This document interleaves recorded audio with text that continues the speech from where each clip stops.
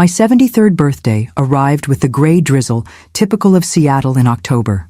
I stood at my bedroom window, watching raindrops trace melancholy patterns down the glass, much like the tears I refuse to shed these days. 2 years in my son Nathan's guest room, a euphemism for what had increasingly become my gilded cage. The knock on my door was perfunctory, barely a pause before Rachel entered without waiting for my response. My daughter-in-law's immaculate appearance, not a strand of her highlighted hair out of place despite the early hour, contrasted sharply with the artificial warmth of her smile. "Happy birthday, Judith," she exclaimed with practiced enthusiasm. "Nathan's making his special pancakes downstairs. Your favorite." They weren't my favorite.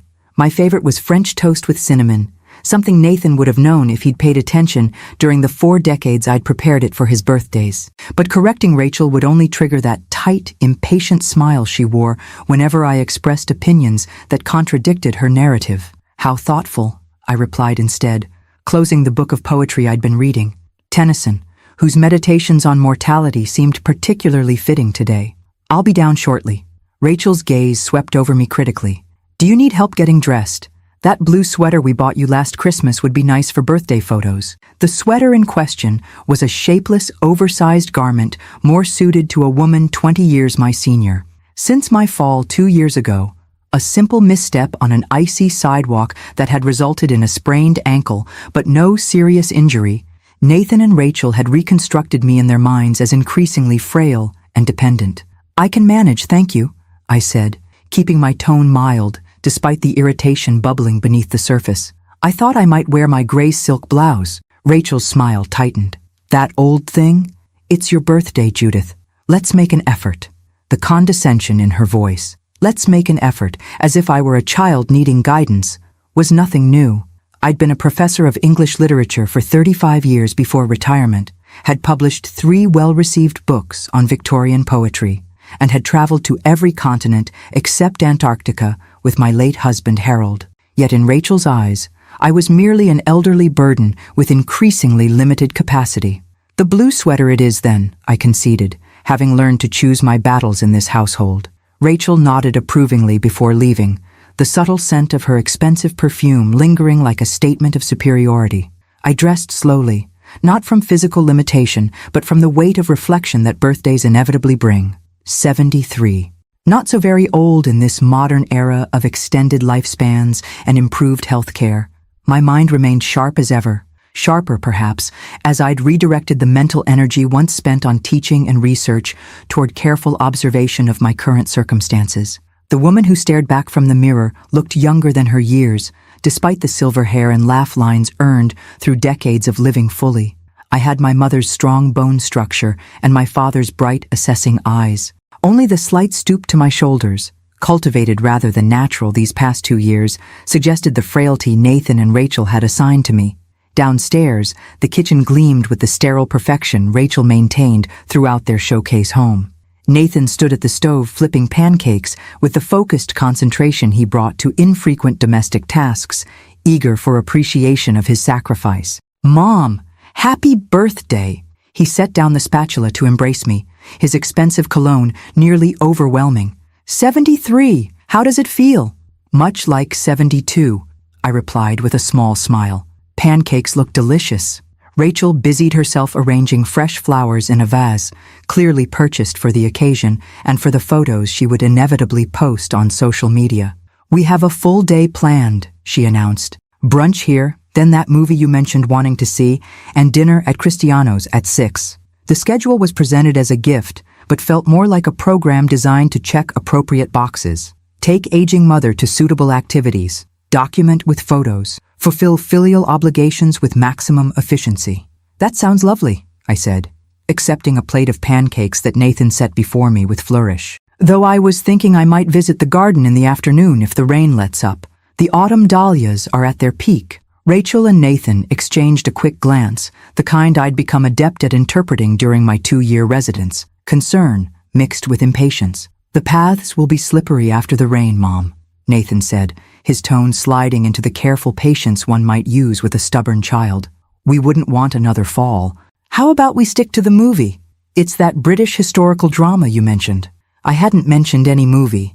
The last film I'd expressed interest in was a subtitled Korean thriller that had won at Cannes, precisely the type of inappropriate entertainment Rachel thought might upset me.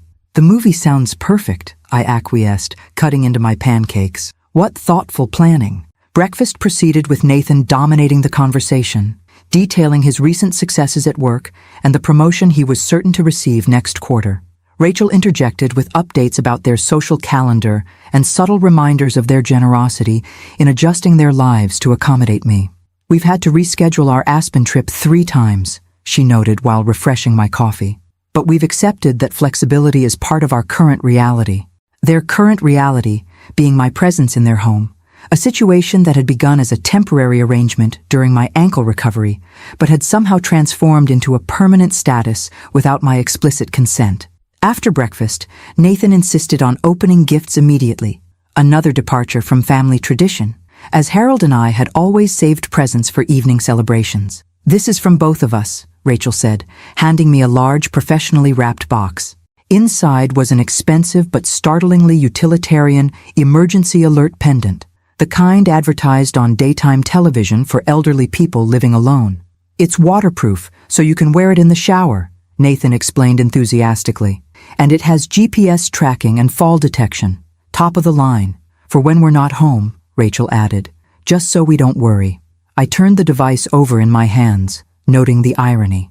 A gift that simultaneously highlighted their perception of my frailty while ensuring they could monitor my whereabouts at all times. "How practical," I managed, carefully modulating my tone to display appropriate gratitude. "Thank you for your thoughtfulness. There's more." Nathan handed me a smaller package. This one contained a digital photo frame preloaded with family pictures, heavily curated to show what Rachel considered our best moments together. I noticed immediately that photos of Harold had been minimized, and any images of me in my professional context, receiving awards, at book signings, giving lectures, were conspicuously absent. "We can update it remotely," Rachel explained, "so you'll always have new photos to look at even if you can't figure out the technology." I had published an article on digital humanities methodologies shortly before retirement, and had taught myself Python coding during the pandemic for a research project, but I smiled and thanked them for accommodating my presumed technological ineptitude. The morning continued with phone calls from a few old colleagues and a video chat with my sister in Arizona.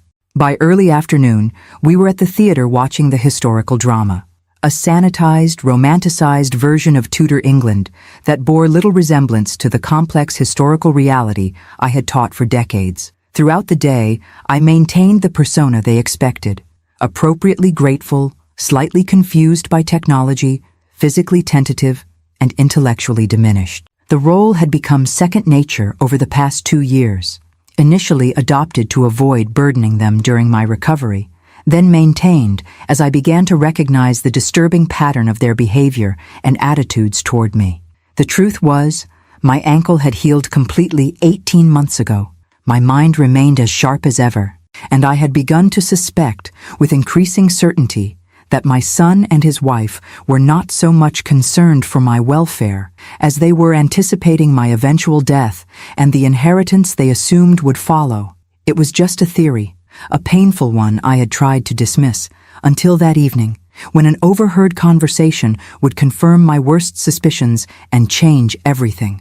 Dinner at Cristiano's was predictable. Nathan ordered for me without consultation, Rachel documented the outing with strategic social media photos, and conversations centered on their achievements and challenges rather than any meaningful exchange. By the time we returned home, I was emotionally exhausted from maintaining my facade. "I think I'll retire early," I told them. "It's been a wonderful day, but I'm rather tired." "Of course, Mom. It's been a big day for someone your age," Nathan said, helping me with my coat, though I needed no assistance. "I'll bring up some chamomile tea in a bit," Rachel offered. "It'll help you sleep." In my room, I changed into comfortable clothes and sat by the window with Tennyson again, reflecting on the day and the subtle indignities I had weathered. The rain had stopped, leaving the garden glistening under the security lights. I decided some fresh air might clear my mind.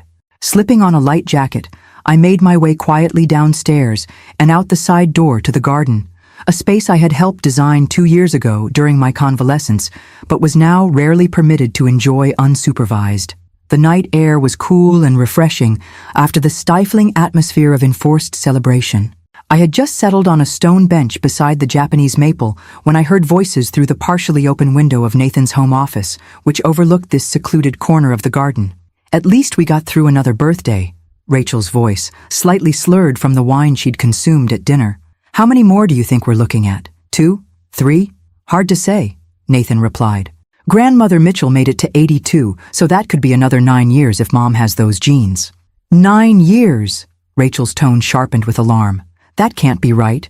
Your mother is already noticeably declining. She can barely handle stairs some days." A performance I had carefully crafted, deliberately taking stairs slowly when they were watching to reinforce their perception of my frailty.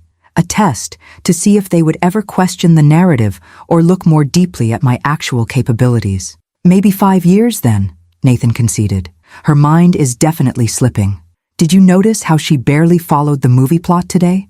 I had been bored to tears by the historical inaccuracies, not confused by the simplistic narrative. "I give it 2 years, Max," Rachel declared. 3 at the absolute outside. "Want to bet? Loser does all the holiday family visits for a year after she's gone." "That's cold, Rach," Nathan said, though I could hear the smile in his voice. "But sure, I'll take 5 years. Her health is basically okay, besides the mobility issues." 2 years, Rachel repeated firmly. "And then we can finally renovate that bedroom into the home gym we've been planning. I've already got the equipment picked out. And the house in Queen Anne," Nathan added. "Once we sell that, we can finally upgrade to Bellevue like we've talked about. Mom's neighborhood is appreciated like crazy." "Speaking of which," Rachel lowered her voice, though not enough. "Have you looked into her investments recently? Your dad was in academia, but he must have had retirement accounts, insurance." "Working on it," Nathan replied. "She's still got all the financial documents locked in that file cabinet she insisted on bringing. I've been suggesting she let me help with her finances, but she's weirdly resistant for someone who can barely operate her phone." Their laughter drifted through the window, casual and cruel, as they continued discussing my eventual death and the assets they expected to acquire, as if reviewing a future real estate opportunity. I sat perfectly still on the garden bench, my hands gripping the cold stone, as the full reality of my situation crystallized with painful clarity. This was not merely neglect or condescension, but calculated manipulation. A waiting game where my own son and his wife had assigned me an expiration date and were simply managing me until my death delivered the anticipated financial windfall. After some time, minutes or perhaps an hour, I rose silently from the bench and returned to my room through the side entrance, careful not to alert them to my presence. Inside, I found the chamomile tea Rachel had promised, now cold, sitting on my bedside table. She hadn't bothered to check if I was actually in my room before leaving it. I didn't cry. Tears seemed inadequate for the profound breach of trust I had just witnessed. Instead, I sat at the small writing desk by the window and began to compose a letter, my academic training in clear, precise language serving me well as I articulated exactly what I had heard and what I intended to do about it. By dawn, I had not only completed the letter, but had developed a comprehensive plan. I reached for my phone, the one Rachel thought I could barely operate, and made several important calls, speaking in hushed tones to ensure privacy. Then I prepared a simple envelope, addressing it in my distinctive cursive, "For Nathan and Rachel." Tomorrow would bring revelations they never expected from the frail, declining mother whose death they awaited with such transparent anticipation. The calendar might indicate I was 73, but as I sealed the envelope with steady hands, I felt the strength and clarity of purpose that had defined my younger years returning in full force. They had gravely underestimated Judith Morgan, a mistake they would soon have ample reason to regret. Morning light filtered through the curtains as I made final preparations. I had slept remarkably well despite the revelations of the previous night, perhaps because certainty, however painful, was preferable to the vague suspicions I'd harbored these past months. The mask I'd worn for 2 years could finally be set aside. Liberation, even born of betrayal, carried its own peculiar energy. I dressed with deliberate care in clothes I rarely wore in their presence, a tailored charcoal pantsuit, silk blouse, and the pearl earrings Harold had given me on our 30th anniversary. Not the shapeless, aging wardrobe Rachel had curated for me, but attire befitting the professor and department chair I had been, the woman they had conveniently forgotten or perhaps never truly seen. The envelope sat on my desk, innocent in appearance, yet devastating in content. Inside was not only my letter, but supporting documentation I had quietly assembled over recent months, financial records, property valuations, and most damning of all, a recording of their birthday conversation. After overhearing their initial comments, I had placed my phone on the garden bench, its recording function activated, a precaution that now seemed prescient. At precisely 7:15, I heard Rachel's morning routine begin, her exercise equipment whirring to life in the room below mine, followed by the shower running at 7:45, and Nathan's heavier footsteps on the stairs at 8 as he headed down for coffee. Their clockwork precision made my timing simple to plan. I waited until 8:30, when both would be in the kitchen having breakfast before leaving for their respective workplaces. Then I picked up the envelope, my overnight bag, packed discreetly the previous evening, and made my way downstairs with the careful, measured steps they had come to expect from aging Judith. They sat at the kitchen island, Nathan scrolling through his phone while Rachel reviewed documents for a property showing. Both glanced up with mild surprise at my appearance. "Mom," Nathan said, his tone shifting instantly to the careful patience he reserved for me. "You're up early, and dressed up. Did we forget an appointment?" "No appointment," I replied, setting the envelope precisely in the center of the marble countertop. "I've made other arrangements for today." Rachel's perfectly sculpted eyebrows rose slightly. "Other arrangements? What does that mean? You know we need advance notice if you want to go somewhere. Your mobility issues are significantly exaggerated," I interrupted, my voice calm but firm. "As are many assumptions you've made about me." The shift in my tone, from the compliant, slightly confused elderly mother to something altogether more authoritative, caused Nathan to fully look up from his phone, confusion evident in his expression. "This envelope contains information you'll find relevant," I continued. "I suggest you review it together after I leave." "Leave?" Nathan set down his phone. "Leave for where?" "Mom, you're not making sense." "I'm making perfect sense, Nathan. You simply aren't accustomed to hearing me speak plainly." I picked up my overnight bag. "My friend Carolyn is waiting outside to drive me to my new apartment. The lease was finalized last week." Rachel let out a short, incredulous laugh. "New apartment? Judith, this is absurd. You can't live independently. That's why you're here with us. After your fall." "My fall was 2 years ago, Rachel. My ankle healed 18 months ago. I've been perfectly capable of independent living for quite some time." The calculated revelation landed like a stone dropping into still water, ripples of confusion spreading across their faces. That's not possible," Nathan stammered. "We see how you struggle with the stairs, how confused you get with technology. What you've seen is what I've allowed you to see," I corrected him.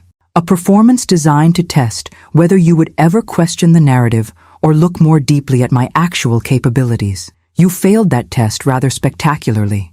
The kitchen fell silent as they processed this information. Nathan's expression cycled rapidly through confusion, disbelief, and the first flickers of apprehension. "I don't understand what's happening right now," he said finally. "The envelope will clarify everything." I checked my watch, a deliberate gesture to emphasize my schedule and agency. "Carolyn is waiting, and I have a meeting with my attorney at 10. "Attorney?" Rachel's voice sharpened with sudden alarm. "What attorney? Why would you need—" "All explained in the envelope," I interrupted, moving toward the door. "I would suggest reading it sooner rather than later." Nathan stood abruptly. "Mom, stop. You can't just leave like this. If there's been some misunderstanding—" "There's been no misunderstanding. Quite the opposite. For the first time in 2 years, I'm seeing the situation with perfect clarity." I met his gaze directly. "As I said, the envelope contains everything you need to know, including a recording of your conversation last night regarding how long I might live and your plans for my assets after my death." The color drained from both their faces. Nathan's mouth opened, then closed without producing sound. "You might want to check the garden bench near the Japanese maple," I added. "The acoustics there are quite remarkable, especially when windows are left open." With that parting observation, I turned and walked out the front door, my posture straight, my stride confident and unhurried. Nothing like the tentative movement they had come to expect. Through the front window, I could see them frozen in the kitchen, staring after me in stunned silence. Carolyn waited in her sensible Volvo, a retired mathematics professor who had been my closest colleague and friend for over 30 years. Her smile as I approached was warm with understanding and solidarity. "Right on schedule," she observed as I settled into the passenger seat. "How did they take it?" "About as expected. Shock, primarily. The full impact won't register until they read the contents of the envelope." As we pulled away from the house I had called home for the past 2 years, I didn't look back. The neighborhood receded behind us, along with the carefully constructed fiction I had been living. "Any regrets?" Carolyn asked quietly. I considered the question seriously, my academic training having instilled a habit of thoughtful analysis rather than reactive emotion. "Regret implies a wish that one had acted differently," I replied. "I don't wish that. I wish the circumstances had been different, that my son had been the person I thought I raised, that their care had been genuine rather than calculated. But my actions, given the reality I discovered? No regrets." Carolyn nodded, understanding perfectly as she always had.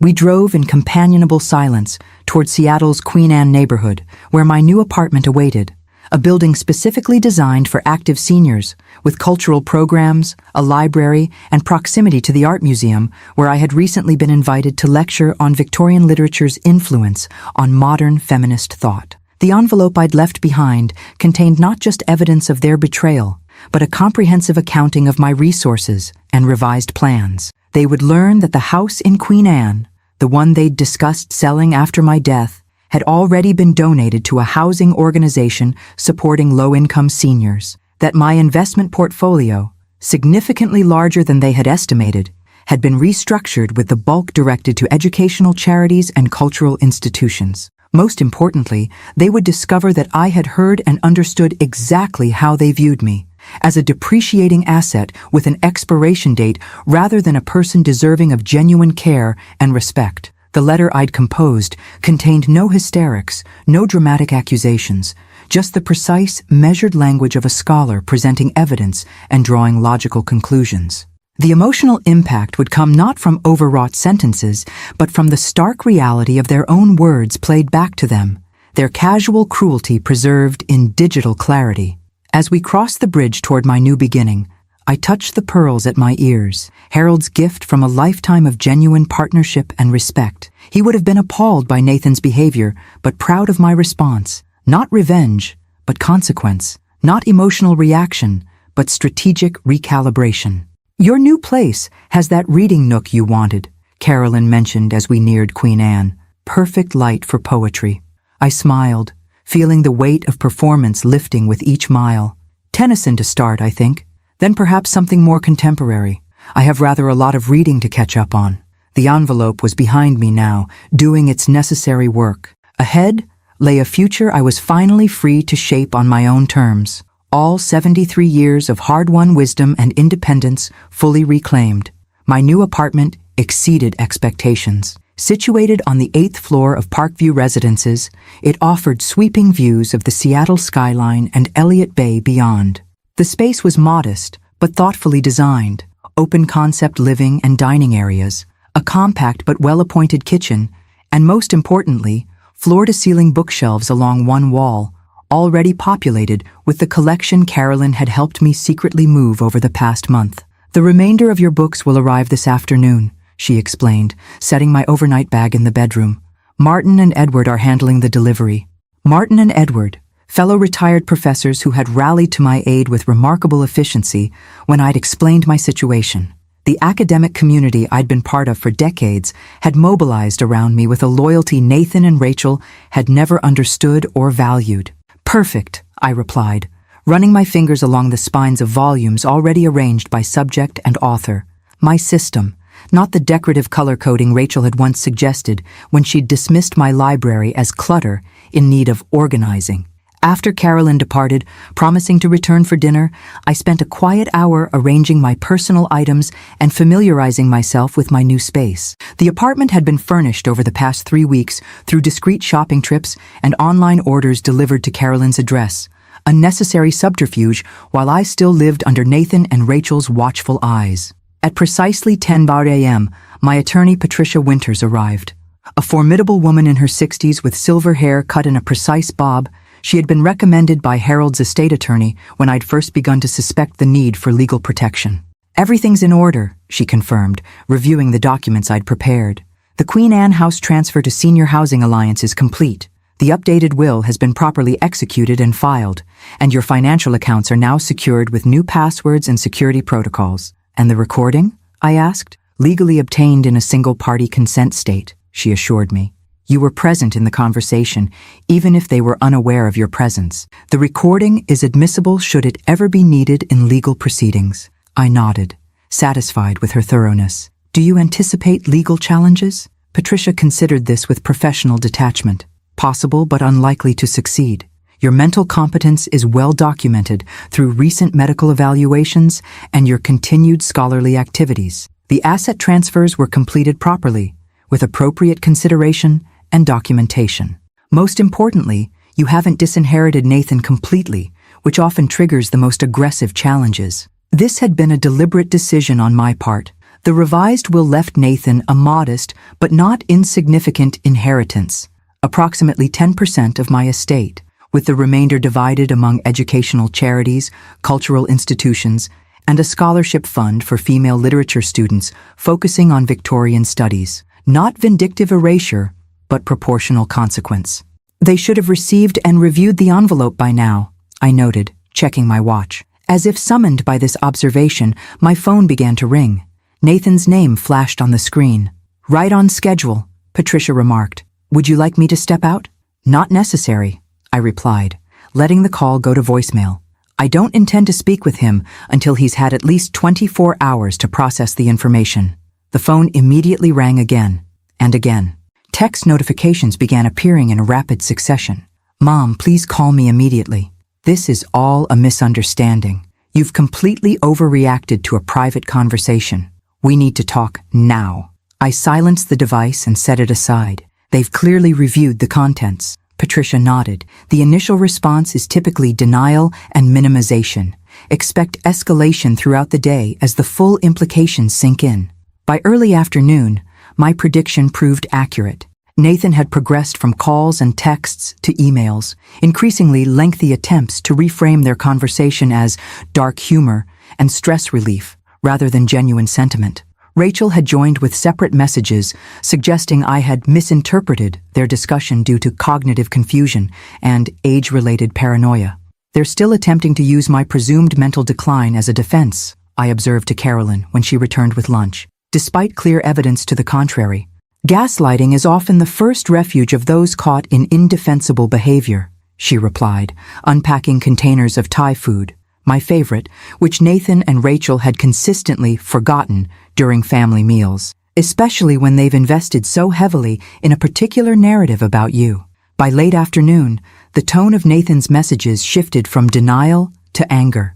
After everything we've done for you, featured prominently, along with reminders of the significant sacrifices they had made to accommodate me in their home. The irony of these claims, juxtaposed against their recorded speculation about my death timeline, was almost darkly comical. At 4:30 p.m., the building concierge called to inform me that my son was in the lobby, demanding to see me. I anticipated this, I told Patricia, who had returned for our scheduled afternoon meeting. Please inform him that I'm not receiving visitors today, but that he may schedule an appointment through you for later this week if he wishes to discuss matters formally. The professional boundary, requiring Nathan to go through my attorney rather than granting him immediate access, was deliberate. For 2 years, he and Rachel had controlled my environment, my schedule, my interactions. That dynamic had ended permanently. When Patricia returned from the lobby, her expression was grimly amused. He was not pleased with the arrangement. There was some rather unprofessional language, followed by threats to call the police to conduct a welfare check. Did he follow through? He attempted to, she confirmed. However, I provided the responding officer with copies of your recent medical evaluations, documentation of your lease and residency here, and contact information for your physician. The officer was satisfied that you're making independent, competent decisions and advised your son that further unfounded welfare calls could potentially constitute harassment. I nodded, unsurprised by Nathan's reaction, but disappointed nonetheless. He's always resorted to authority figures when personally challenged, even as a child. A common response when privilege is disrupted, Patricia observed. He's accustomed to controlling the narrative about you. Having that control suddenly removed is disorienting. By evening, Nathan's approach shifted again, this time to financial concerns thinly veiled as worry. His latest email, arriving just before dinner, focused heavily on the rash financial decisions I had made and the significant tax implications of donating the Queen Anne house rather than maintaining it within the family. He's finally reached the core issue, I remarked to Carolyn as we prepared dinner in my new kitchen. The assets he expected to inherit. How much did they think you were worth? She asked, chopping vegetables with precise, mathematical efficiency. Based on their recorded conversation, they were counting on the Queen Anne house, which has appreciated significantly since Harold and I purchased it 30 years ago. They also mentioned investments, but seemed uncertain of specifics. I adjusted the heat under the sauté pan. They never bothered to actually discuss finances with me directly, just made assumptions based on Harold's academic career. Not realizing he was rather brilliant with investments, Carolyn added with a knowing smile. Harold and she had shared a remarkable aptitude for numbers, often discussing market trends and investment strategies during faculty gatherings while I discussed literature with their spouses. Or that I continued and expanded those investments after his death, I confirmed. The narrative of my helplessness and dependency was simply too convenient to question. As we settled in for dinner, my phone screen lit up with Rachel's name, the first direct contact from her since the morning's revelation. Unlike Nathan's multiple attempts, she had maintained radio silence until now. I let it go to voicemail, but listened to the message as Carolyn served our meal. Rachel's voice was controlled but strained. Judith, this has all gone too far. Nathan is absolutely devastated by your misinterpretation of a stupid, thoughtless conversation.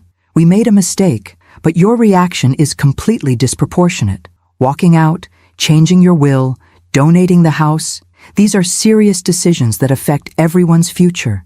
You need to come home so we can discuss this rationally as a family. The message's subtext was clear. Return to their control, where my decisions could be managed and possibly reversed. They still don't understand what's happened, I observed, setting the phone aside. They think this is a temporary emotional reaction that can be managed back into their preferred narrative. Carolyn raised her glass in a small toast. To their continued underestimation of Judith Morgan. Long may it provide you with tactical advantage. I smiled, touching my glass to hers. And to new beginnings at 73. As evening settled over Seattle, lights twinkling across Elliott Bay, I felt an unexpected sense of peace despite the day's tumult. The painful clarity of the previous night had given way to something more nuanced. Not happiness precisely, but authenticity. The person sitting in this apartment, enjoying Thai food with a dear friend, making independent choices based on clear-eyed assessment of reality, was more truly myself than I had been allowed to be for the past 2 years. The envelope had done its necessary work. What came next would unfold according to Nathan and Rachel's choices, whether they would persist in denial and entitlement or begin the difficult process of recognizing the harm they had caused. Either way, I would face it as myself. Not as the diminished version of Judith they had constructed for their convenience, but as the woman I had always been, strategic, perceptive, and finally, irrevocably free. The following week established new rhythms and revelations. My apartment quickly transformed from a space into a home as remaining books arrived, artwork was hung, and familiar objects found their places. The floor-to-ceiling windows admitted abundant natural light, perfect for reading without the special lamps Rachel had insisted I needed for my aging eyes. Most satisfying was the reemergence of my academic self. The small second bedroom became a proper study with my writing desk positioned to capture both morning light and the spectacular view. Here, I returned to the manuscript I'd been quietly working on for the past year. A critical analysis of female agency in Victorian literature that I'd kept hidden on my password-protected laptop, away from Nathan and Rachel's condescending interest. "You're still writing?" Rachel had once asked, discovering me at my computer. How sweet. "Is it a memoir for the grandchildren Nathan might have someday?" The memory still stung, her casual dismissal of my intellectual capacity, the assumption that my writing could only serve familial rather than scholarly purposes. The irony, of course, was that Cambridge University Press had already expressed strong interest in the manuscript, a fact I'd kept to myself rather than subject it to their diminishing assessment. On Tuesday morning, 3 days after my departure, I met with Dr. Eleanor Kim, my primary physician, for a comprehensive health evaluation. Blood pressure 118/76, cholesterol within optimal range, bone density surprisingly good for your age, she reported, reviewing my test results. Physically, you're in excellent condition for a woman of 73. The mild arthritis in your hands doesn't appear to have progressed since your last evaluation. And cognitively? I asked, though I knew the answer. Dr. Kim smiled. The cognitive assessment shows high-level functioning across all domains: verbal reasoning, problem-solving, memory, executive function. Frankly, you're outperforming many of my patients 20 years your junior. I nodded, satisfied, but not surprised. I'd like all of this documented formally, please. Recent events have made comprehensive medical records particularly important. She nodded, understanding the subtext. I had shared an abbreviated version of my situation, and as both my doctor and Harold's before his death, she had witnessed Nathan and Rachel's behavior during medical appointments. Their tendency to speak over me, to emphasize perceived deficits, to position themselves as necessary caregivers. I've already prepared a detailed report, she confirmed, and I've noted that you're fully capable of independent living and medical decision-making. Should anyone question your competence, this documentation will be difficult to challenge. This preemptive protection proved prescient when Patricia called later that afternoon. Your son has contacted 3 elder law attorneys in the Seattle area, she informed me. Based on my sources, he's exploring options to challenge your recent decisions on grounds of diminished capacity. I had anticipated this approach, hence this morning's medical evaluation. Exactly. We're well positioned to counter any such claims. However, he's also making noise about a potential guardianship petition, arguing that your sudden behavior change indicates mental health concerns rather than cognitive decline. This was a more sophisticated strategy than I'd expected from Nathan, suggesting Rachel's involvement or outside legal counsel.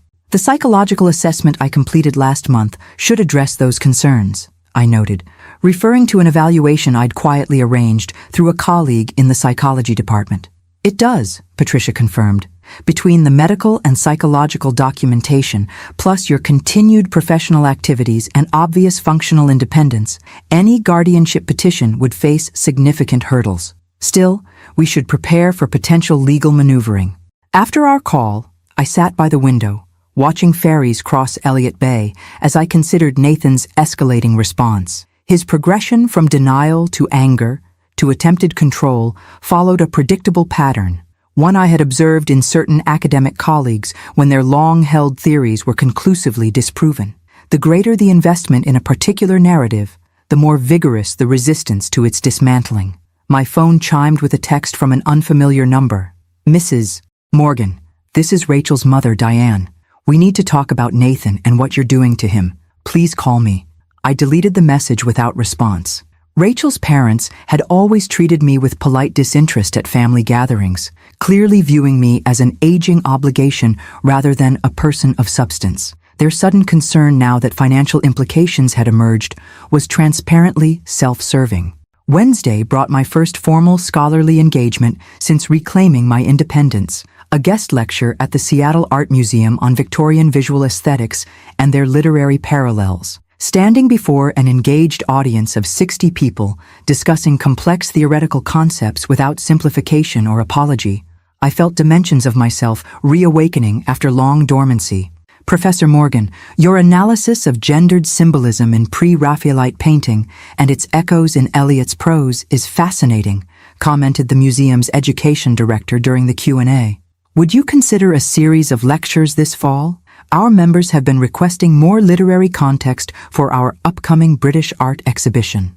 The invitation, based on intellectual respect rather than charity toward an elderly woman, felt like rain after drought. I'd be delighted, I replied, aware that this public reemergence into scholarly life would further undermine Nathan's narrative about my supposed decline. Thursday morning, as I reviewed editorial suggestions for my manuscript, the concierge called to inform me that Rachel was in the lobby, requesting to see me. Unlike Nathan's angry demands for immediate access, Rachel had apparently opted for a different approach, arriving alone, without prior notification, but with a large bouquet of flowers, and what the concierge described as a very insistent attitude. I considered my options carefully. While part of me wished to maintain the boundary I'd established through Patricia, strategic assessment suggested value in hearing Rachel's approach directly. Unlike Nathan, whose patterns I could predict from lifelong knowledge, Rachel remained something of an enigma, her calculating ambition occasionally offset by flashes of genuine insight. "Please inform her that I'll see her for 15 minutes, I instructed the concierge. No longer. Rachel arrived at my door moments later, her appearance immaculate as always, but with subtle signs of strain visible beneath the careful makeup, shadows under her eyes, tension in her smile. "Judith," she greeted me, offering the elaborate flower arrangement. "These are from Nathan and me, a peace offering." I accepted the bouquet without comment, noting the expensive blooms, orchids and lilies, Rachel's preferences rather than my own fondness for simpler garden flowers. Even in reconciliation attempts, their narrative superseded reality. "You have 15 minutes, I reminded her, gesturing toward the living room. "I have a video conference with my editor at 11. Rachel's gaze darted around the apartment, taking in the bookshelves, the writing desk visible through the study door, the manuscript pages neatly stacked on the coffee table. The evidence of my intellectual life, the dimension of myself they had consistently ignored or diminished, seemed to momentarily disorient her. "This is nice," she managed, settling onto the sofa. "Very you." "Yes, it is," I agreed simply. "What did you wish to discuss, Rachel?" She set her designer handbag aside, visibly shifting into what I recognized as her professional negotiation posture, the same carefully calibrated approach she used with reluctant property clients. "First, I want to acknowledge that Nathan and I made a terrible mistake," she began, her tone modulated for maximum sincerity. "The conversation you overheard was thoughtless, hurtful, and completely inexcusable. We're both deeply ashamed." I nodded, but offered no verbal response, observing her carefully. "That said," she continued, "your reaction has been extreme. Walking out without discussion, changing your will, donating family property, these are irreversible decisions made in the heat of emotion." "Not emotion," I corrected calmly. "Strategic response to new information. There's a significant difference." Rachel blinked, momentarily thrown by my directness. "The point is, one regrettable conversation shouldn't erase 2 years of care and support. We took you in when you couldn't manage alone. We adjusted our lives to accommodate your needs. One mistake shouldn't outweigh all of that. The conversation wasn't the issue, Rachel. It was merely confirmation of patterns I'd observed for months. The care and support you reference was largely unnecessary and increasingly designed to foster dependency rather than recovery." I met her gaze directly. "As for accommodation, the recording made your true feelings about that rather clear." Color rose in her cheeks. "People say things they don't mean when they're stressed and in private. You've never raised children. You don't understand the pressure of caretaking while managing careers and a marriage. The attempt to position me as both the burden and the one lacking understanding was skillfully executed, but transparently manipulative. I raised Nathan as a single parent for 3 years, while Harold completed his doctorate abroad," I noted mildly, "while simultaneously teaching full-course loads and completing my first book. But that history is irrelevant to our current situation." Rachel shifted tactics, leaning forward with practiced earnestness. "Nathan is devastated, Judith. He hasn't slept properly since you left. Whatever issues exist between us, punishing your son this way is cruel. Consequences are not punishment, Rachel. They're the natural outcome of choices made." I checked my watch. "You have 5 minutes remaining." Her composure slipped momentarily, frustration flashing across her features before she regained control. "What would it take to resolve this situation? To bring our family back together?" The question revealed her fundamental misunderstanding of what had transpired, her belief that this was a negotiable conflict rather than an irreversible realignment of our relationship. "This situation, as you call it, isn't something to be resolved like a business transaction," I explained. "It's a permanent change based on revealed truth. I've reclaimed my independence, my agency, and my dignity. That's not reversible. So you're just done with us? With your only son?" Her voice held calculated incredulity. "Over one conversation? I'm not done with Nathan. I've simply established appropriate boundaries and consequences. How our relationship evolves from here depends entirely on his willingness to recognize and respect those boundaries. I rose, indicating our time was concluding. As for you, Rachel, I suggest examining why the loss of anticipated inheritance distresses you more than the breach of basic human respect. She stood abruptly, abandoning pretense. You have no idea what you're doing. The legal challenges, the family discord, it will get ugly. Nathan won't just accept this. That's his choice, I replied evenly, and it will have consequences of its own. After she left, I placed the flower arrangement on my balcony rather than inside my carefully curated space, a symbolic positioning that felt appropriate. Beautiful, but ultimately not chosen by me, not aligned with my preferences or needs, and not welcome in my intimate environment. The encounter had been illuminating. Rachel's approach, acknowledging wrongdoing while simultaneously minimizing its significance and redirecting blame, confirmed my assessment of their fundamental perspective. They viewed the situation as a temporary disruption to be managed rather than a permanent recalibration of our relationship. As I prepared for my video conference, I reflected on the subtle but significant shift I'd experienced in the past week. The anxiety that had shadowed me for 2 years, the constant self-editing, the performance of fragility, the suppression of my true capabilities had dissolved like morning fog, leaving clarity and purpose in its place. Whatever legal or emotional challenges Nathan and Rachel might present in the coming weeks, I would face them as myself, not the diminished version they had attempted to create, but the woman I had always been, strategic, perceptive, and finally, irrevocably free. The legal escalation Patricia had predicted materialized the following Monday in the form of a certified letter.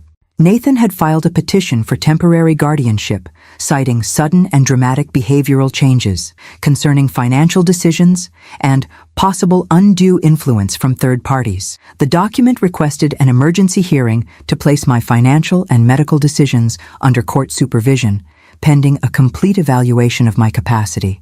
Exactly as expected, Patricia commented when I called her. This is directly from the playbook of adult children facing unexpected asset protection by parents they presumed would leave them everything.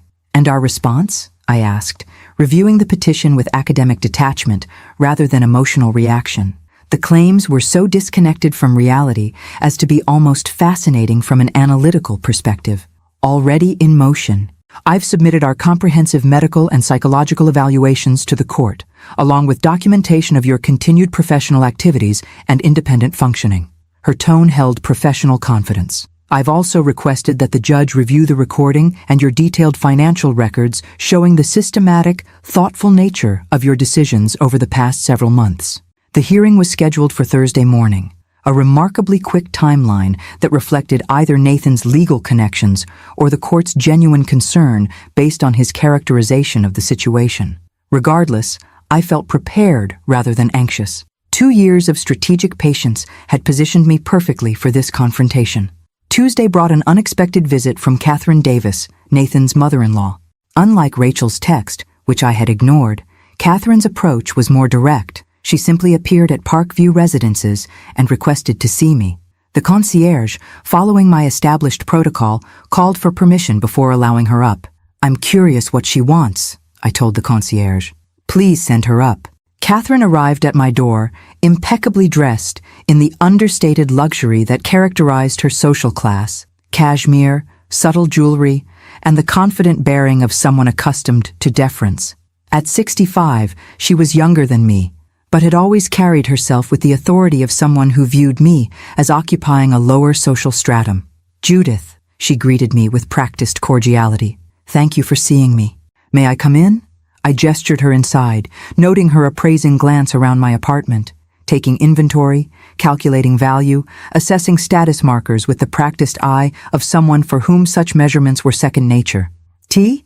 I offered, maintaining the social niceties despite the unusual circumstances. Please. As I prepared the tea service, using my grandmother's porcelain set that had been in storage during my stay with Nathan and Rachel, Catherine settled on the sofa, her posture straight, hands folded precisely in her lap.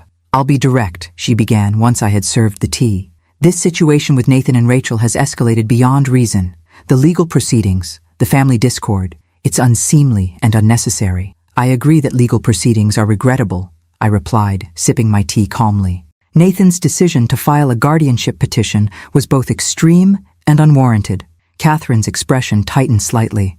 I was referring to your actions, Judith. The sudden departure, the financial restructuring, the donation of family property. These are provocations that have forced Nathan's hand. Interesting perspective, I observed, setting down my cup. You view my reclamation of independence as provocation, but not their speculation about my death timeline or plans for my assets. Color rose in Catherine's carefully powdered cheeks. Private conversations between husband and wife are being given undue weight in this situation. We all occasionally say things in confidence that sound worse when taken out of context. And what context would make betting on my death date appropriate, Catherine? The blunt question hung in the air between us. Catherine took a measured sip of tea before responding.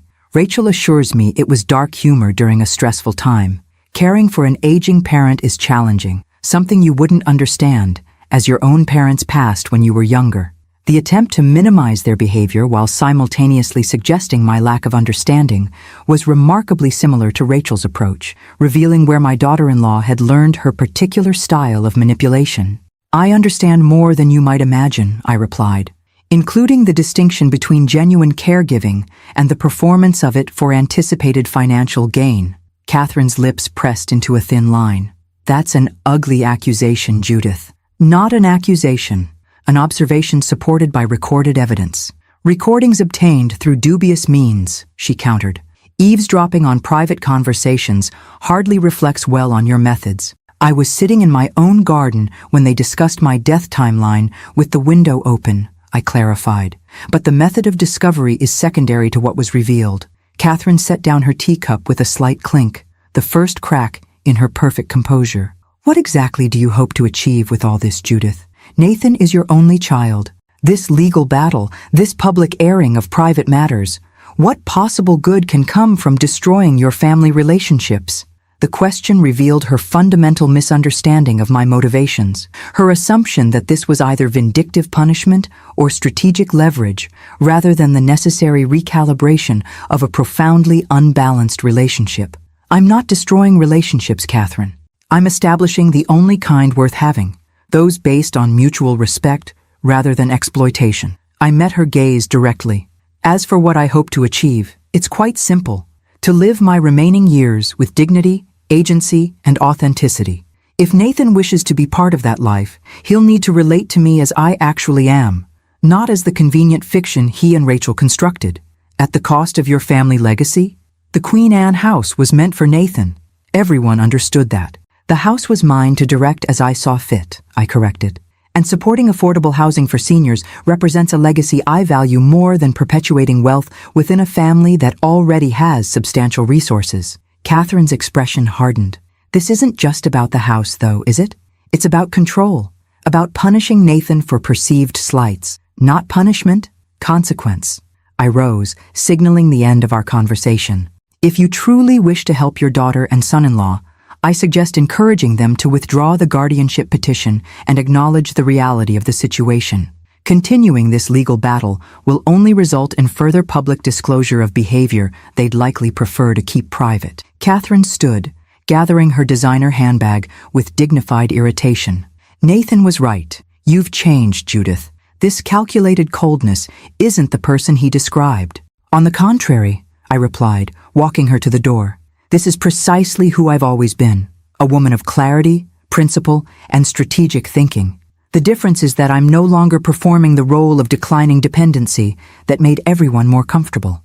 After she left, I returned to my desk where the final revisions of my manuscript awaited attention. The encounter with Catherine, like Rachel's visit, had further illuminated the dynamics at play. They continued to view my actions through the lens of family drama and emotional reaction rather than recognizing the careful, deliberate recalibration of boundaries that had actually occurred. Thursday's hearing would likely bring similar misunderstandings into sharper relief. Nathan and his legal team would undoubtedly portray my actions as evidence of emotional instability or vulnerability to outside influence, unable or unwilling to recognize that they were witnessing not decline, but renaissance. As afternoon light slanted through my windows, illuminating the pages of scholarly work I had quietly maintained throughout my 2 years of performed dependency, I felt a curious sense of gratitude for the birthday conversation I had overheard. Painful as the revelation had been, it had catalyzed this necessary reclamation of self, this return to authenticity that might otherwise have been deferred until genuine decline made it impossible. The envelope I had left on Nathan and Rachel's kitchen table had contained not just documentation and recorded evidence, but the seeds of potential transformation, for them as much as for me. Whether they would recognize this opportunity amid their focus on lost assets and disrupted narratives remained to be seen. Thursday's hearing would provide the first substantive indication of whether such recognition was even possible. The King County Courthouse stood as a monument to institutional authority, its neoclassical facade projecting permanence and gravitas. As Patricia and I ascended the wide stone steps, I felt remarkably calm despite the circumstances. The performance anxiety that might have plagued a less experienced academic was absent. After decades of lectures, conferences, and department politics, a courtroom held little intimidation value. Judge Harriet Williams is presiding, Patricia informed me as we approached the designated courtroom. She's experienced in elder law matters and has a reputation for thoroughness. She's already reviewed our submitted documentation and appears to have some preliminary concerns about Nathan's petition. Concerns in our favor? I asked, adjusting my charcoal suit jacket, the same one I had worn when departing Nathan and Rachel's home. A deliberate choice for its associations with reclaimed agency. Yes. Her clerk requested specific clarification from Nathan's attorney regarding the timing of your alleged decline versus your documented professional activities during the same period. Patricia smiled slightly. Difficult to argue cognitive impairment when the subject is simultaneously delivering guest lectures and completing scholarly manuscripts. The courtroom was modestly filled. A few legal observers, several elderly advocates Patricia had notified about the case's significance for elder rights, and in the front row, Nathan and Rachel flanked by their attorney, a sleek man in his 50s whose reputation for aggressive guardianship litigation preceded him.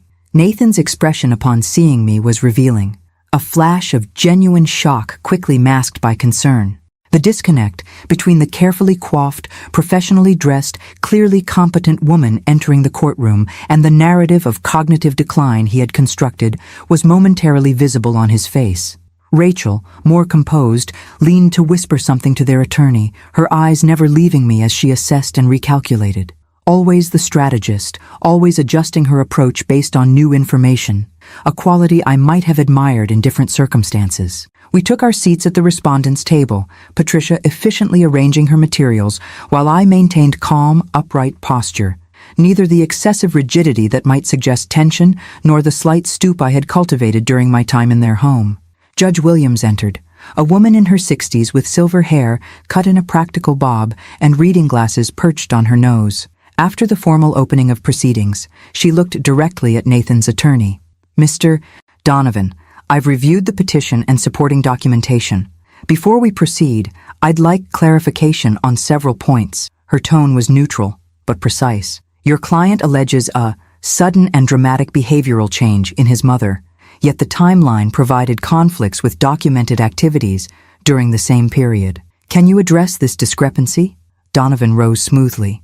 Your Honor, the change in Mrs. Morgan's behavior was indeed sudden and concerning. While she maintained certain professional appearances, her personal decision-making showed marked deterioration, evidenced by her abrupt departure from her son's home, donation of significant property without financial counseling, and susceptibility to influence from former colleagues with potential interest in her assets. The characterization was so thoroughly inverted from reality that I might have laughed in a less formal setting. Patricia made a small notation on her legal pad, clearly identifying points for rebuttal. And the medical evidence? Judge Williams pressed. Mrs. Morgan has submitted comprehensive evaluations from her longtime physician and a geriatric specialist, both confirming cognitive stability and capacity for independent decision-making. We question the timing and motivation behind these evaluations, Your Honor, Donovan replied. They were clearly obtained to support predetermined actions rather than as genuine medical assessment. We're requesting independent evaluation by court-appointed experts. Judge Williams nodded, making her own notations before turning to Patricia. Ms. Winters, your response to the petition? Patricia rose with the measured confidence I had come to appreciate. Your Honor, this petition represents a troubling attempt to use guardianship proceedings to regain control over my client's assets rather than address legitimate capacity concerns. Mrs. Morgan's decision to leave her son's home and restructure her financial affairs was not sudden, but carefully planned over several months following a disturbing discovery. She proceeded to outline the timeline of events, including my gradual collection of evidence, consultation with legal and medical professionals, and strategic planning for independent living, all executed with clear cognition and agency. Most significantly, Your Honor, Mrs. Morgan made an audio recording that precipitated these changes, a recording we've submitted for the court's review, in which her son and daughter-in-law explicitly discuss the timeline of her anticipated death and their plans for her assets afterward. A small murmur ran through the courtroom. Nathan's face flushed deeply, while Rachel maintained a carefully neutral expression, though her knuckles whitened where she gripped her designer handbag. Judge Williams adjusted her glasses. I have reviewed the recording, Ms. Winters. Mr. Donovan, would your client care to address its contents? Donovan conferred briefly with Nathan before responding. Your Honor, the recording represents a private moment of stress relief through admittedly inappropriate humor. It should not be construed as actual intentions or beliefs, and was obtained through questionable means. Mrs. Morgan was physically present during the conversation, Your Honor, Patricia countered. Seated in the garden directly outside the open window where this humorous discussion of her death timeline occurred. Washington is a single-party consent state for recordings when the recording party is a participant in the conversation. I consider someone being discussed while physically present to be a party to that conversation. Judge Williams agreed. The recording is admissible.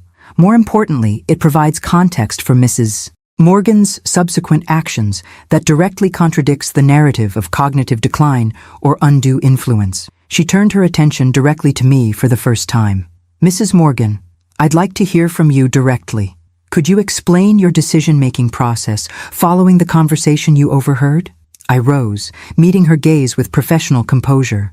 Your Honor, after overhearing my son and daughter-in-law discussing when I might die and their plans for my assets afterward, I recognized that my living situation required immediate reconsideration. Rather than reacting emotionally, I spent several weeks gathering information, consulting appropriate professionals, and developing a strategic plan for independence. During your 2 years living with your son, did you require the level of assistance they provided? The judge asked. No, Your Honor. My initial ankle injury healed approximately 18 months ago. I maintained the appearance of greater dependency as I observed increasingly concerning patterns of behavior and attitudes toward me. A deception, then? She probed, though her tone suggested professional curiosity rather than criticism. A test, Your Honor, to determine whether they would recognize improvement and encourage independence, or prefer continued dependency that served their narrative and expectations. I met her gaze directly.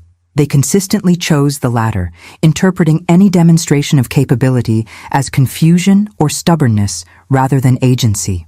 Judge Williams nodded thoughtfully before addressing both attorneys. I've heard enough preliminary information to make an initial determination. Based on the comprehensive medical documentation, clear evidence of ongoing professional activities, and Mrs. Morgan's articulate, coherent explanation of her decision-making process, I am denying the petition for temporary guardianship. Nathan made a small, distressed sound while Rachel whispered urgently to Donovan, who rose to object. Your Honor, we request a more thorough examination of Mrs. Morgan's capacity by neutral third parties before dismissing serious concerns about her welfare. Mr. Donovan, the evidence before me does not support even the preliminary showing necessary for temporary measures, Judge Williams replied firmly. Mrs. Morgan has demonstrated through both documentation and direct testimony that she is making informed, intentional decisions consistent with her values and best interests. She removed her reading glasses, her expression stern but not unkind. I would strongly advise your clients to reconsider this approach. Pursuing unfounded guardianship petitions against clearly competent individuals can itself be considered a form of elder abuse in this jurisdiction. With that warning clearly stated, she formally dismissed the petition and closed the hearing. As the courtroom began to clear, I caught Nathan's gaze across the room. The complex emotion visible there, confusion, anger, but also something that might have been the first glimmer of genuine recognition, suggested that perhaps, just perhaps, reality was beginning to penetrate the narrative he had constructed. Outside on the courthouse steps, Patricia allowed herself a small smile of professional satisfaction. A comprehensive victory, exactly as expected, given the evidence. Judge Williams' warning about elder abuse was particularly significant. It puts their attorney on notice that continuing this approach could have consequences beyond just legal fees. Will Nathan pursue further legal action, do you think? I asked as we descended toward the waiting car. Possibly, but with diminishing returns and increasing risk, she assessed. Each filing requires presenting evidence of concern, and they've now been explicitly cautioned about unfounded claims. More likely, they'll regroup and consider less formal approaches to reconciliation, particularly as the financial implications of your revised estate plans become clearer to them. As we drove back toward Queen Anne, Seattle's skyline gleaming in the distance, I felt a curious mixture of satisfaction and melancholy. The hearing had validated my agency and capacity exactly as expected, but Nathan's willingness to pursue such extreme measures, rather than simply acknowledge the truth of what had occurred, reflected a deeper disconnect than I had initially recognized. The legal battle may be won, I observed, but the underlying relationship issues remain unresolved. Patricia nodded, understanding the subtext. Guardianship petitions often reveal family dynamics that can't be addressed through legal remedies alone. The court can protect your autonomy and assets, but it can't mandate genuine respect or recognition. No, I agreed, watching raindrops trace familiar patterns down the car window. That transformation, if it comes at all, will require something beyond legal compulsion. Whether Nathan and Rachel were capable of such transformation, of seeing me as I truly was, rather than the convenient fiction they had constructed, remained an open question. The envelope I had left them contained not just evidence and consequences, but an implicit invitation to reassess fundamental assumptions and values. The hearing had closed one chapter of this unfolding story. What came next would depend entirely on their capacity for genuine reflection and change, a capacity I had once taken for granted, but now regarded with scholarly skepticism, awaiting empirical evidence before drawing conclusions. 3 weeks passed following the hearing with no direct contact from Nathan or Rachel. Their absence from my life created space for other relationships and pursuits to flourish. My lecture series at the Seattle Art Museum had expanded to include a special seminar for docents on literary contexts of Victorian art, and Cambridge University Press had confirmed their publication schedule for my manuscript, with release planned for the following spring. Carolyn and I established a weekly dinner tradition, alternating between our apartments and occasionally venturing to small neighborhood restaurants. Other colleagues from my academic life reappeared as word spread of my re-emergence from what many had assumed was health-related seclusion. "We thought you'd withdrawn due to illness," confessed Robert Chen, my former department colleague, over coffee in the Parkview Residence Lounge. Nathan gave that impression whenever anyone inquired. A convenient narrative, I observed without bitterness, having moved beyond initial hurt to analytical understanding of the mechanisms at work. It justified my absence while reinforcing their position as necessary caregivers. On a rain-washed Tuesday afternoon, I was reviewing page proofs in my study when the concierge called to inform me that Nathan was in the lobby, requesting to see me. "He came alone," the concierge added, having been briefed on the situation. "No attorney, no wife. Says it's important but not urgent. He'll wait for your decision." The measured approach, acknowledging my authority to grant or deny access rather than demanding immediate attention, represented a notable shift from his previous attempts at contact. After brief consideration, I agreed to see him. When Nathan entered my apartment 20 minutes later, the physical changes in him were immediately apparent. The polished corporate appearance had diminished, his hair slightly longer than the precise cut he typically maintained, subtle shadows beneath his eyes suggesting disrupted sleep, his bearing less assertively confident than I remembered. "Mom," he greeted me, his gaze taking in the space with what appeared to be genuine curiosity rather than the assessment I'd noted in Rachel and Catherine.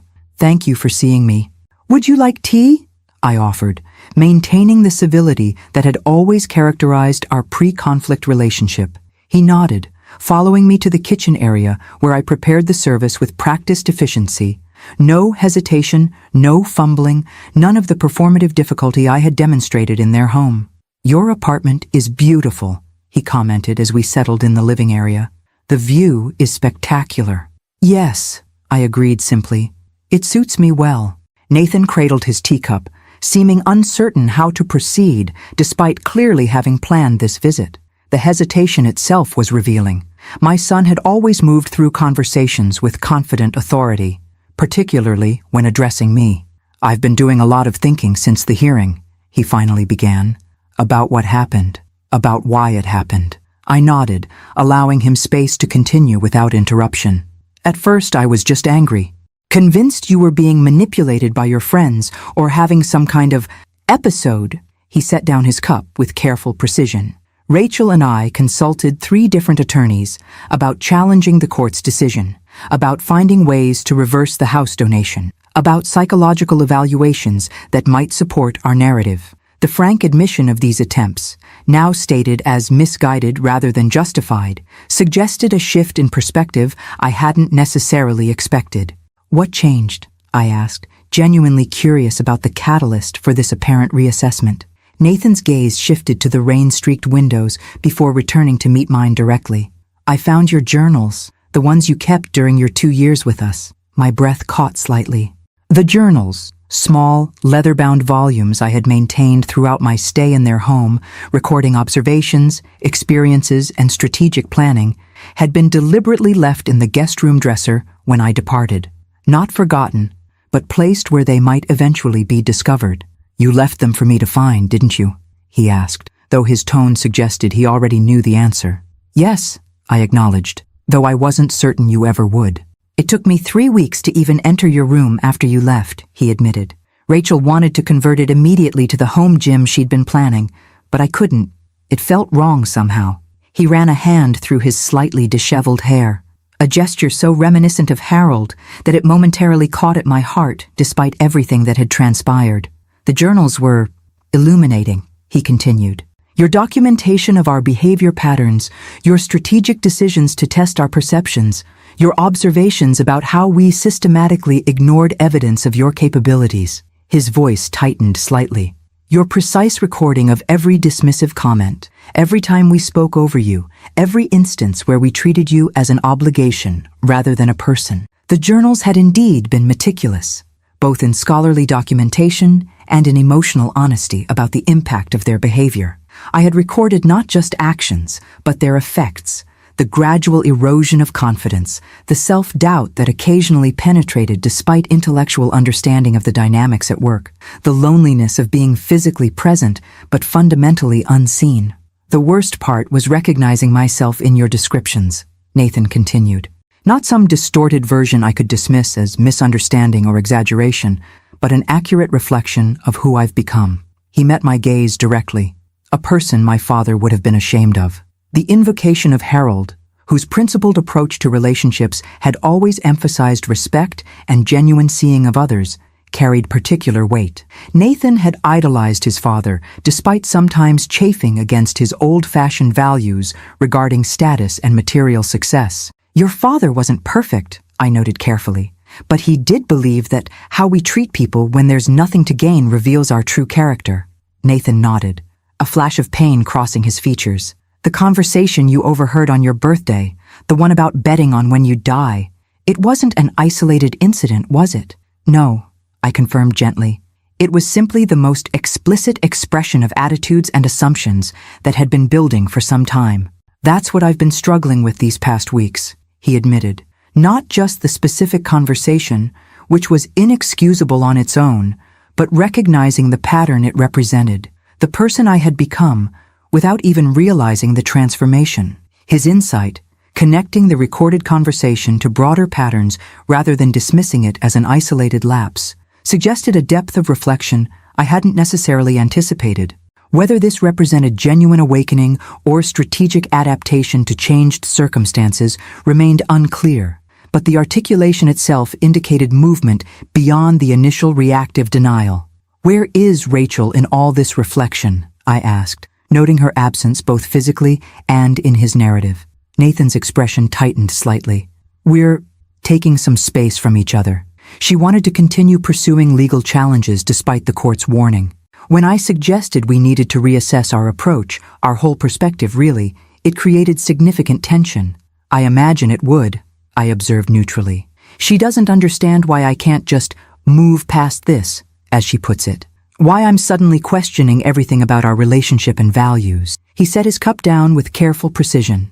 "But reading your journals, seeing our behavior through your eyes, it forced me to confront aspects of myself I've been avoiding for years. The vulnerability in this admission, its lack of strategic positioning or implicit request for restored inheritance, suggested authenticity I hadn't expected. Nathan had always been skilled at telling people what they wanted to hear, at crafting narratives that advanced his interests. This halting self-criticism followed no such pattern. "What do you want from this conversation, Nathan?" I asked directly. "Why are you here today?" He considered the question with uncharacteristic thoughtfulness before responding. "Not forgiveness, at least, not yet. I haven't earned that." He met my gaze directly. "I think I'm here to acknowledge the truth of what happened, to confirm that I've finally seen what was there all along, if I'd been willing to look." The recognition I had long sought, not of my financial worth or scholarly accomplishments, but of my fundamental humanity and agency, was finally being offered, albeit after painful catalyst. Whether this represented lasting transformation or temporary adjustment remained to be seen, but the articulation itself held significance. "And where do we go from here?" I asked, neither accepting nor rejecting his implicit overture toward reconciliation. "I don't know," he admitted with unusual candor. "I just know I don't want to be the person described in those journals anymore. I don't want to be someone who could speak about his mother's death as a financial opportunity." His voice caught slightly. "I want to find my way back to being someone Dad would have been proud of, someone you might eventually trust again." As rain streaked the windows of my apartment, casting shifting patterns of light across the space between us, I considered the complex reality of relationships damaged, but perhaps not beyond repair. The envelope I had left on their kitchen table had contained not just evidence and consequences, but seeds of potential transformation. Seeds that appeared to be taking tentative root, at least in Nathan's case. "Trust is rebuilt slowly," I observed finally, "through consistent action rather than single conversation." "I understand that," he nodded.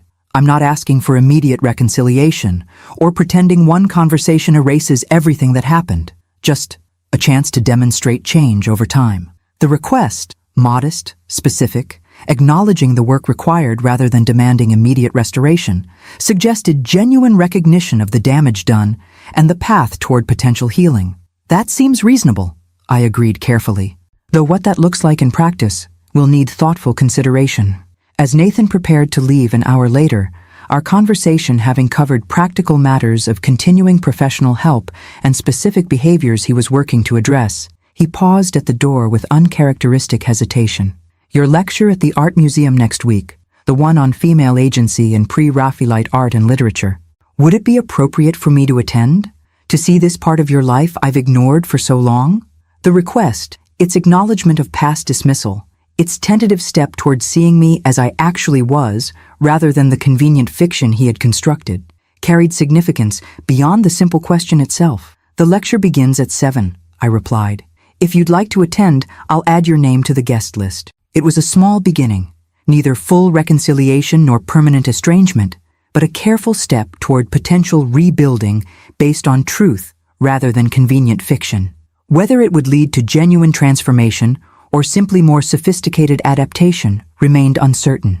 What was clear, however, was that the envelope left on that kitchen table had accomplished its essential purpose. The truth had been spoken, consequences established, boundaries clearly drawn. What happened next would depend entirely on Nathan's capacity for genuine change, a capacity I would assess through actions rather than words, through consistent demonstration rather than isolated gestures. As rain continued to trace complex patterns down my windows, patterns not unlike the intricate connections between parents and children, between past actions and future possibilities, I returned to my manuscript with the quiet certainty that whatever came next, I would face it as myself, clear-eyed, strategic, and finally, irrevocably free. The Seattle Art Museum's lecture hall filled steadily as I reviewed my notes at the podium. The evening's topic, Veiled Agency, Women's Power in Pre-Raphaelite Art and Victorian Literature, had attracted a diverse audience of art enthusiasts, literary scholars, and curious museum patrons. My position as visiting lecturer felt both familiar and renewed, a return to professional identity after years of gradual erasure. From my vantage point, I observed Nathan's arrival, prompt but not early, selecting a seat midway back rather than prominently placed. His attire struck a balance between professional respect for the setting and deliberate understatement. No flashy designer labels or status markers, simply appropriate business casual attire for an evening cultural event. The choice itself represented a shift from previous patterns. Nathan had always dressed to be noticed, to signal belonging among the economic elite. This more subdued presentation suggested either new priorities or at least consciousness about impression management in this context. More telling was his behavior before the lecture began. Rather than immediately checking his phone, his habitual response to any unstructured moment, he studied the printed program, occasionally glancing at the pre-Raphaelite reproductions displayed on screen. The attentiveness itself marked departure from established patterns. When the museum's education director introduced me, highlighting my scholarly background and publications, I caught a flicker of something like surprise cross Nathan's features, a momentary recognition of the professional accomplishments he had consistently overlooked or dismissed during our 2 years of shared housing. Whether this represented genuine revelation or simply recalibrated performance remained to be seen. The lecture itself flowed with familiar rhythm, analysis of how female figures in pre-Raphaelite art embodied complex agency despite apparent objectification, paralleled with literary examples from George Eliot and Elizabeth Barrett Browning. The scholarly material, developed during those quiet evening hours in Nathan and Rachel's guest room when they believed I was simply resting, now found public expression before an engaged audience. During the Q&A session, Nathan remained attentive, but asked no questions, allowing the space to belong to those with genuine scholarly interest rather than performing attention for my benefit. The restraint itself suggested evolving awareness, recognition that this was my professional domain rather than an occasion for him to establish presence or connection. After the formal conclusion, as attendees gathered in small conversational clusters, Nathan approached with measured steps, maintaining appropriate distance as I spoke with several audience members who had specific questions about Victorian literary context. When the last questioner departed, he stepped forward with a small, tentative smile. "That was fascinating," he said, his tone suggesting genuine engagement rather than perfunctory praise. I had no idea the pre-Raphaelites were so deliberately subversive in their approach to female representation. Their techniques were subtle but significant, I agreed, noting his reference to actual content rather than generalized compliment. The apparent traditionalism masked quite revolutionary perspectives on agency and autonomy, rather like Jane Austen's approach, he observed unexpectedly, using conventional forms to deliver unconventional messages about women's intelligence and capability. The comparison, accurate and insightful, caught me by surprise. Nathan had always dismissed literature as impractical compared to business and finance, showing little interest in the humanities beyond their status value in certain social circles. "You've been reading Jane Austen?" I asked, unable to completely mask my surprise. A slight flush colored his cheeks. "I started with your book on female narrative authority in 19th century literature, the one that won the Henderson Award. Then followed the references to primary sources." He hesitated before adding, "I'm trying to understand the world you've inhabited intellectually all these years, the one I never bothered to explore or acknowledge." The effort itself, reading scholarly work outside his usual interests, engaging with primary texts, attempting to access dimensions of my identity he had previously ignored, suggested commitment beyond simple performance for strategic reconciliation. Whether this represented lasting change or temporary adaptation remained uncertain. But the specific nature of his engagement indicated thoughtfulness I hadn't necessarily expected. "Would you have time for coffee?" he asked, careful to frame it as question rather than presumption. "There's a cafe in the museum that stays open late on lecture nights, but I understand if you have other commitments or would prefer another time. The deliberate acknowledgement of my agency and potential other priorities, so different from his previous assumptions about my availability and schedule, reflected either genuine recalibration or sophisticated adaptation to new relationship parameters. Coffee would be fine, I agreed, gathering my materials. I have about 45 minutes before my next commitment. The small cafe offered quiet corners away from the main exhibition spaces. As we settled at a table overlooking the sculpture garden, Nathan's behavior continued to diverge from established patterns, waiting for me to select my preferred seat, asking about my coffee preference rather than ordering for me, maintaining attentive but not intrusive conversation pace. "I've been thinking about something you said during our last conversation," he began after our drinks arrived, "about trust being rebuilt through consistent action rather than single conversations." I nodded, allowing him to continue without interruption. "I've been working with Dr. Levine, the therapist I mentioned, on practical steps toward demonstrating change rather than just talking about it." He rotated his coffee cup with careful precision. "One thing that became clear is how consistently I centered myself in our relationship. My convenience, my perspective, my interests. Everything was filtered through impact on me, rather than genuine consideration of you as a separate person with valid needs and perspectives. The insight, specific, self-critical, connecting behavioral patterns to underlying attitudes, suggested depth of reflection beyond what I had initially anticipated. Whether this represented genuine transformation or sophisticated therapeutic language remained unclear, but the articulation itself indicated movement beyond initial reactive denial. "That pattern was particularly evident during your time in our home," I observed neutrally, "though it had earlier manifestations as well." Nathan nodded, accepting this assessment without defensiveness. "Dr.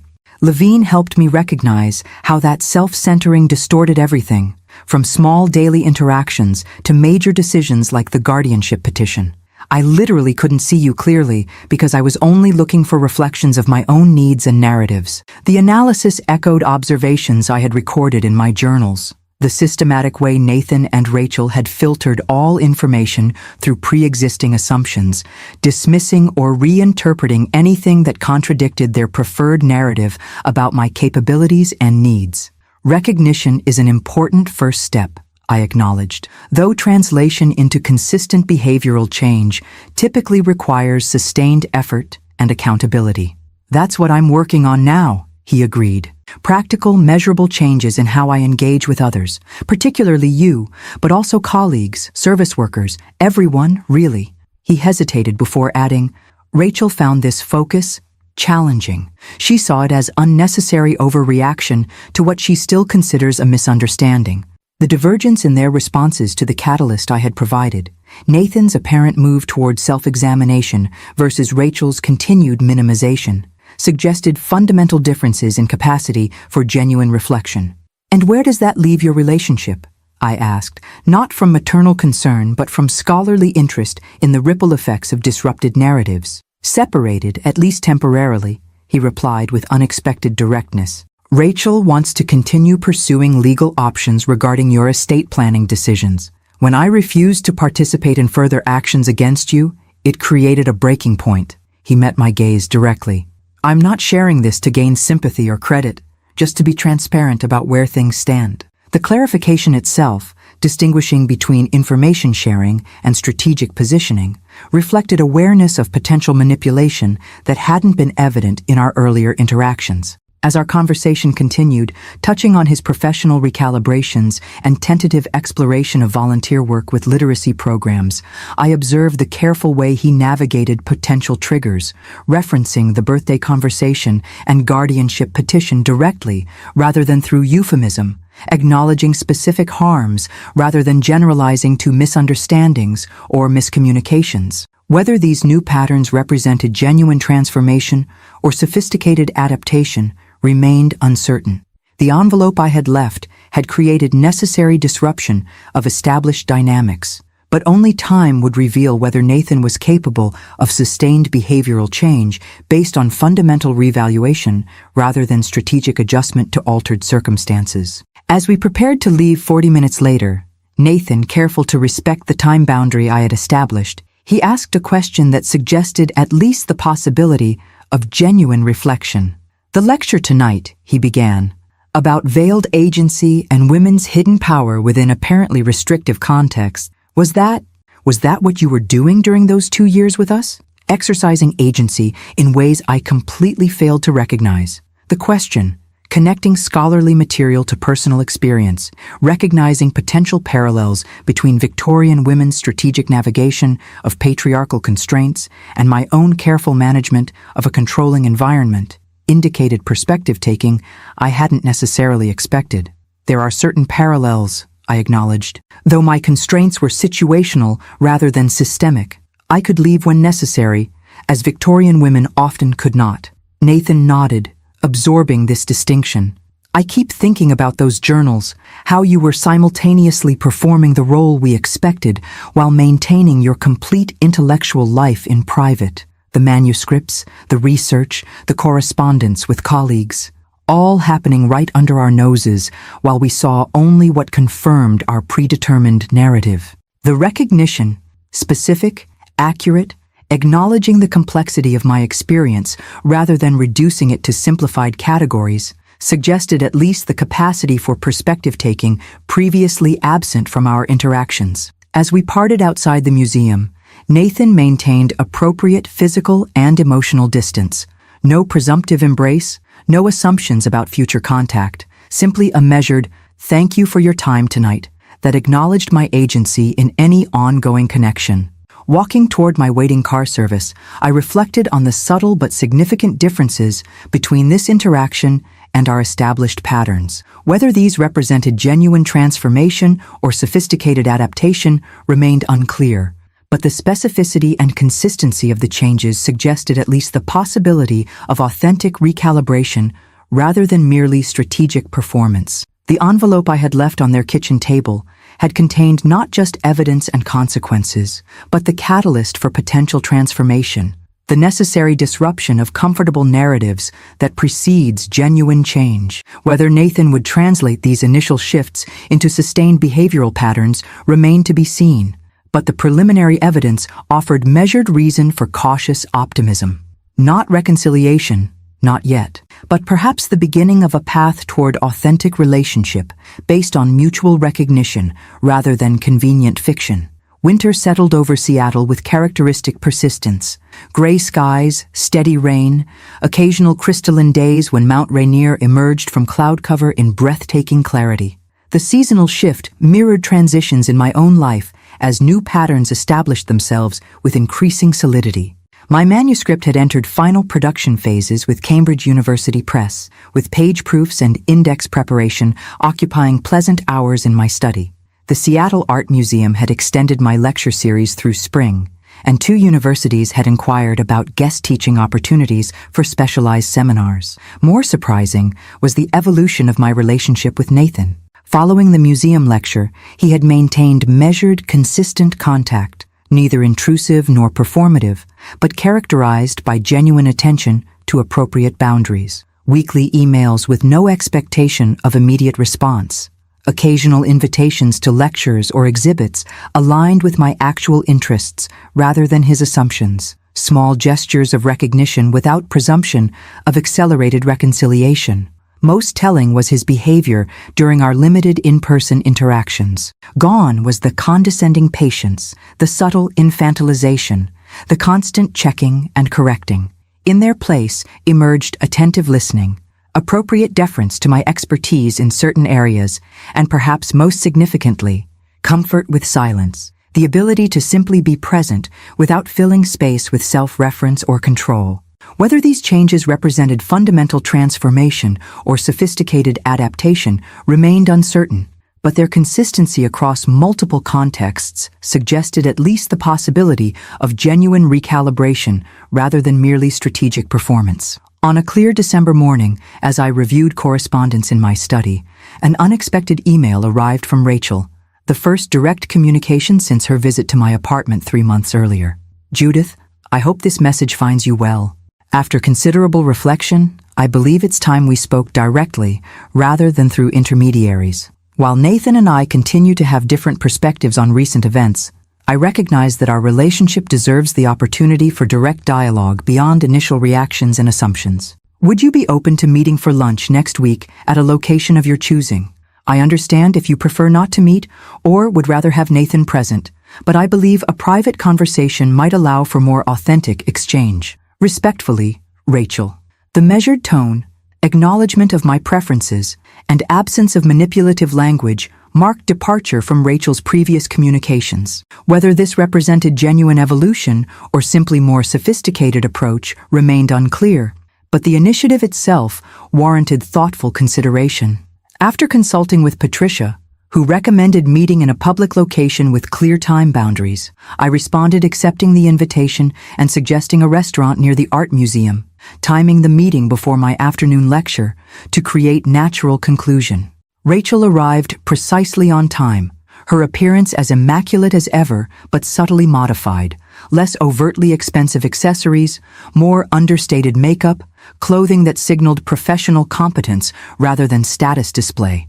The adjustments themselves suggested either evolving priorities or at least awareness of how previous presentation might be perceived in our new relational context. "Thank you for agreeing to meet," she began once we were seated, her tone carefully modulated. "I've been doing a lot of thinking since our last conversation." "I appreciate your reaching out," I replied neutrally, observing her with scholarly interest rather than emotional investment. Rachel's hands betrayed subtle tension as she arranged her napkin with unnecessary precision. "I want to be direct about my purpose today," she continued, "not to negotiate Nathan's relationship with you or to revisit legal matters, but to address our relationship specifically. The distinction, focusing on our direct connection rather than triangulating through Nathan, represented departure from established patterns, suggesting at least the possibility of independent reflection rather than coordinated strategy. "When Nathan found your journals," she continued, "he shared certain passages with me, specifically your observations about my behavior and its impact on you. I initially dismissed them as exaggeration or misinterpretation." Her gaze met mine directly. "It was easier to attribute your perceptions to cognitive decline or emotional sensitivity than to acknowledge the accuracy of your observations. The admission, specific, direct, acknowledging active choice to dismiss valid perspective, suggested capacity for self-examination I hadn't necessarily attributed to Rachel, whose previous approaches had consistently centered external factors rather than internal responsibility. "What changed?" I asked, genuinely curious about the catalyst for this apparent shift. "Multiple factors," she replied with unexpected thoughtfulness. "The court's unequivocal rejection of our narrative about your capacity, Nathan's evolving perspective and separation from our shared assumptions, conversations with my own mother, who reluctantly acknowledged similarities between my treatment of you and patterns in her relationships. Most surprising was her next admission. I also read your book on narrative authority in 19th century literature. The parallels between Victorian dismissal of women's intellectual capacity and my own behavior toward you were uncomfortably clear. The specific reference to my scholarly work, engagement with actual content rather than superficial acknowledgement, suggested effort beyond strategic performance. Whether this represented genuine interest or calculated approach remained unclear, but the specificity itself indicated attention to actual substance rather than merely external form. "I'm not here to request forgiveness or immediate reconciliation," Rachel continued, echoing Nathan's measured approach, "just to acknowledge directly that your assessment of my behavior was fundamentally accurate, however uncomfortable that recognition has been." The acknowledgement, unqualified by minimization or redirection, represented significant departure from her previous positioning of events as misunderstanding rather than meaningful breach. "I appreciate your directness," I replied, maintaining scholarly detachment rather than premature emotional investment. Recognition of patterns is an important first step, though translation into consistent behavioral change typically requires sustained effort and accountability. "That's what I'm working on now," she agreed, the echo of Nathan's phrasing suggesting shared therapeutic language, if not necessarily shared insight. "I've started seeing Dr. Winters, not your attorney Patricia," she clarified with small smile, "but her sister Susan, who specializes in family systems therapy."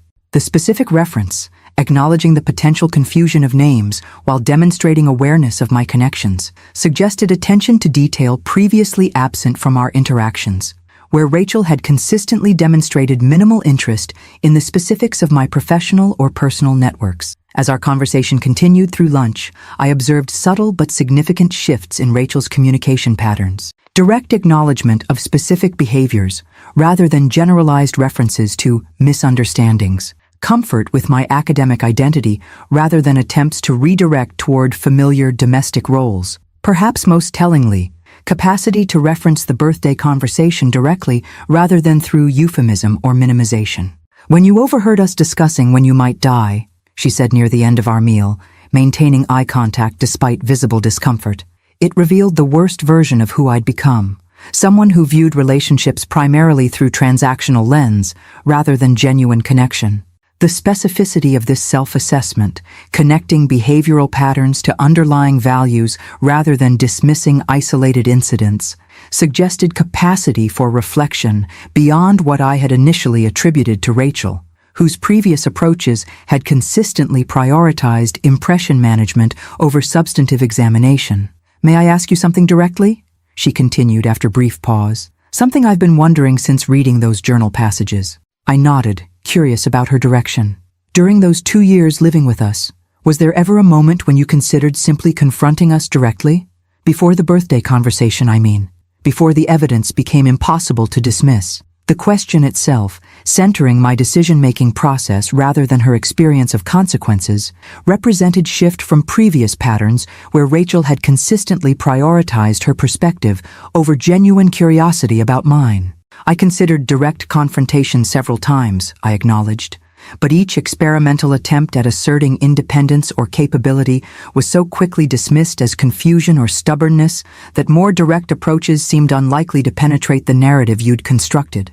Rachel nodded, accepting this assessment without defensiveness. "We created an environment where your actual voice couldn't be heard, then used your resulting strategic silence as confirmation of our assumptions." Her precise articulation of the dynamic suggested either genuine insight or sophisticated therapeutic language. "It was a perfect closed system. Until it wasn't," I observed.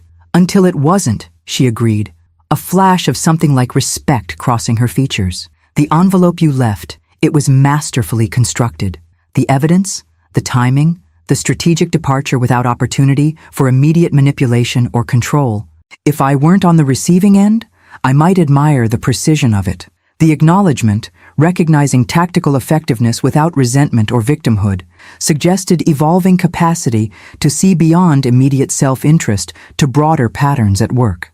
As our lunch concluded and we prepared to part, Rachel maintained appropriate boundaries. No presumptive plans for future contact, no assumptions about accelerated reconciliation, simply measured acknowledgement of the conversation itself. "Thank you for meeting today," she said as we exited the restaurant. "I know trust is rebuilt through consistent action rather than single conversations. I just wanted to establish direct acknowledgement as foundation for whatever comes next." Walking toward the museum for my afternoon lecture, I reflected on the subtle but significant differences between this interaction and our established patterns. Whether these represented genuine transformation or sophisticated adaptation remained uncertain, but the specificity and thoughtfulness of Rachel's approach suggested at least the possibility of authentic reflection rather than merely strategic performance. The envelope I had left on their kitchen table had contained not just evidence and consequences, but potential catalyst for transformation across multiple relationships. Whether these initial shifts would translate into sustained patterns remained to be seen, but the preliminary evidence offered measured reason for cautious optimism.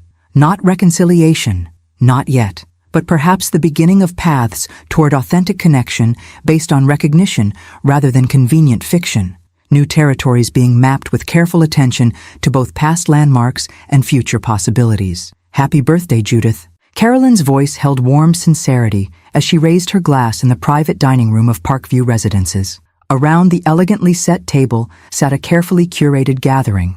Colleagues from my academic life, new friends from the art museum and literary circles, and in measured representation, Nathan, 74, I acknowledged with a smile. A year that has contained multitudes. The understatement drew knowing chuckles from those familiar with the journey of the past 12 months. From overheard birthday conversation to complete recalibration of my life circumstances, professional reemergence, and carefully managed relational reconstructions. The celebration itself represented deliberate choice rather than obligation or performance. Unlike the previous year's perfunctory observation organized by Nathan and Rachel, this gathering reflected authentic preferences, meaningful conversation rather than social media documentation, intellectual engagement rather than ritualized gift-giving, genuine connection rather than obligation fulfillment. "If I might offer a toast," Nathan said, rising with careful attention to appropriate timing, "to my mother, whose courage and clarity this past year have taught difficult but necessary lessons about seeing people as they actually are rather than as projections of our own narratives." The acknowledgement, specific, self-aware, neither performatively emotional nor strategically positioned, reflected the measured evolution of our relationship over the past 6 months. Not full reconciliation, but careful reconstruction based on mutual recognition rather than convenient fiction. Rachel's absence from the gathering was neither accident nor oversight, but deliberate boundary, my choice, communicated directly rather than through intermediaries. While our lunch conversation had established foundation for potential rebuilding, the relationship remained in early stages of recalibration, not yet ready for inclusion in intimate celebrations. As dinner progressed through excellent food and better conversation, I observed Nathan's interactions with my colleagues and friends with scholarly interest. Gone was the subtle condescension that had once characterized his engagement with my academic circles, replaced by genuine curiosity and appropriate deference to expertise outside his own domains. Whether this represented fundamental transformation or sophisticated adaptation remained uncertain, but the consistency across contexts suggested authentic recalibration rather than merely strategic performance. After dessert was served, a perfect lemon cake from my favorite bakery rather than the chocolate Nathan and Rachel had always insisted I preferred, Carolyn presented a slim package wrapped in elegant paper. "From all of us," she explained, "though the timing is coincidental rather than planned." Inside was the first printed copy of my book, Narrative Authority and Female Agency in Victorian Literature, fresh from Cambridge University Press with formal publication still 2 weeks away. The culmination of work maintained in quiet persistence throughout those 2 years in Nathan and Rachel's home, now manifested in tangible form on my birthday. "We pulled some strings with the publisher," Robert Chen explained with characteristic modesty that belied his significant academic influence. "Seemed appropriate that you should hold it first, before the wider world." As I traced the embossed title and my name on the cover, the moment's symbolism was not lost on me or anyone present. The reclamation of voice made literal in published form, academic authority restored and expanded, the work that had been dismissed as sweet hobby by Rachel now recognized with the press's prestigious imprint.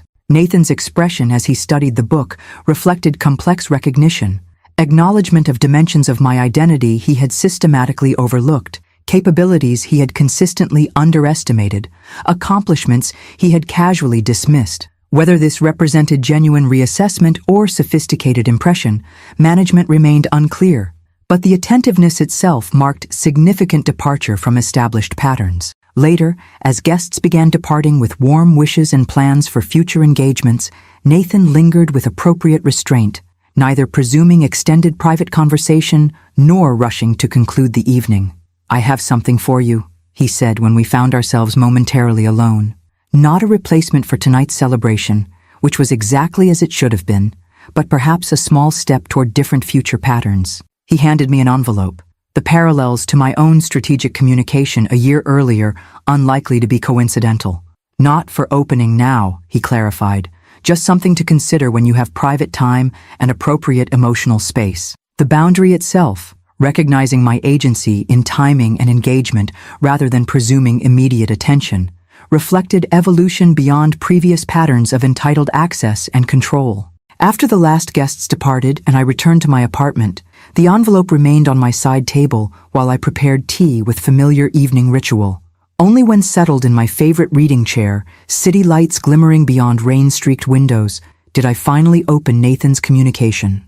Inside was not the expected note, but legal documentation with post-it markers indicating signature locations. As I reviewed the contents with academic thoroughness, the substantive nature of the gesture became clear. Nathan had formally withdrawn all legal claims to remaining family assets, established independent trust for any future care needs I might have with professional rather than family trustees, and most significantly, relinquished expectations of inheritance with legally binding commitment not to contest any future estate decisions. The practical implications were significant. Complete financial disentanglement without my needing to maintain defensive legal structures, but the symbolic dimensions carried greater weight. Rather than continued strategic positioning for eventual benefit, Nathan had formally released expectations that had undergirded our relationship for decades. Accompanying the legal documents was a single page in Nathan's precise handwriting. "Mom, this isn't meant as dramatic gesture or attempt to earn forgiveness, but as practical implementation of lessons these past months have taught. True respect for your autonomy means not just acknowledging it verbally, but ensuring all practical dimensions of our relationship reflect that recognition." The documents enclosed remove any financial considerations from our continuing relationship, not as sacrifice or performance, but as necessary foundation for whatever authentic connection might be possible moving forward. Whatever you decide about our relationship, whether limited contact, gradual rebuilding, or something else entirely, should be based on genuine choice rather than practical considerations or implied obligations. With respect and continuing work toward becoming someone worthy of renewed trust, Nathan. The note's tone, neither emotional manipulation nor strategic positioning, but practical implementation of stated principles, suggested evolution beyond performative reconciliation toward substantive recalibration. Whether this represented fundamental transformation or sophisticated adaptation remained uncertain, but the specific, actionable nature of the gesture indicated commitment beyond merely verbal acknowledgement. As rain traced familiar patterns down my windows, patterns not unlike the complex connections between parents and children, between past actions and future possibilities, I reflected on the year's circular journey. From birthday revelation to birthday reclamation, from overheard conversation to published voice, from controlled environment to self-determined boundaries. The envelope I had left on Nathan and Rachel's kitchen table had contained not just evidence and consequences, but catalyst for potential transformation across multiple dimensions. The results remained mixed and evolving. Nathan's apparent journey toward genuine recognition, Rachel's more measured and uncertain steps, my own reclamation of professional identity and personal agency. Not completion, not resolution in any simplistic sense, but authentic engagement with complex realities rather than comfortable fictions, the necessary foundation for whatever relationships might evolve moving forward. As 74 began with quiet reflection rather than performed celebration, I felt neither triumph nor vindication, but scholarly appreciation for the year's complex lessons. The bitter taste Nathan and Rachel had experienced upon reading my envelope had not been punishment, but necessary medicine, the disruption of convenient narratives that precedes genuine seeing. Whether that seeing would continue to develop into sustained recognition remained uncertain, but the preliminary evidence offered measured reason for cautious optimism. Not reconciliation in any simple sense, but potential foundation for relationships based on mutual recognition rather than convenient fiction. The birthday that had catalyzed painful revelations had come full circle to quiet celebration of authentic identity. The envelope that had delivered necessary truth had been answered with formal acknowledgement of autonomy. The overheard conversation about my anticipated death had given way to recognition of my very much living agency and voice. As I set Nathan's documents aside for formal review with Patricia, I felt the weight of performance lifting with familiar relief, the freedom that comes from being seen, however imperfectly, rather than strategically misperceived for others' convenience. Whatever came next would unfold according to authentic choices rather than obligatory patterns or strategic calculations. The irony was not lost on me, that it had taken overhearing my son and his wife betting on my death to fully reclaim the vibrancy of my life, that the bitter taste they had experienced that morning had become, in its own way, necessary medicine for us all. Not ending, but beginning. Not conclusion, but continuation with clearer vision and firmer boundaries. Not fairy tale reconciliation, but authentic engagement with complex realities. The necessary foundation for whatever relationships might evolve in the chapters yet to be written. The end.